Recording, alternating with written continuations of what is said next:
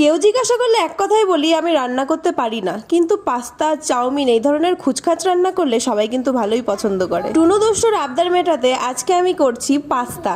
আমার হাতের পাস্তা খেতে নাকি ওদের খুব ভালো লাগে, তাই আগে পেঁয়াজ রসুন ভালোভাবে ভেজে তারপর ভেজে নিচ্ছি আলু। পরিমাণ মতো লঙ্কা, নুন এবং হলুদ দিয়ে যতক্ষণ না সেদ্ধ হবে জিনিসটাকে নেড়ে যেতে হবে। আলু ভাজাটা কমপ্লিট হয়ে গেলে তারপর এই তেলের মধ্যেই একটুখানি পাস্তাটাকে ফ্রাই করে নিতে হবে। তারপর পছন্দ মতো চাট মশলা বা ম্যাগি মশলা দিয়ে এটাকে ভালোভাবে মশলাদার করে কষিয়ে নিতে হবে। মশলাটা ভালোভাবে ভেতরে ঢুকে গেলে তারপর দিয়ে দেবে তোমরা তোমাদের পছন্দ মতো সস। যে যত বেশি সস পছন্দ করো সে তত বেশি দিতে পারো। সসটা অ্যাবজর্ব হওয়ার পর আমি দিয়ে দিয়েছিলাম ডিম অফ ক্যামেরায়। ডিম তোমরা স্কিপ করেও যেতে পারো, কিন্তু দিলে আরো টেস্টি লাগে আর দেখতেও দেখো কতটা ইয়াম্মি লাগে। আর আমি নিজে বানিয়েছি বলে বলছি না, পাস্তাটা আমার তো ভালো লেগেছে, এই সবার কিন্তু খুবই ভালো লেগেছে। আর বাচ্চা কাচ্চাদের এক্সপ্রেশন তো তোমরা দেখতেই পাচ্ছ।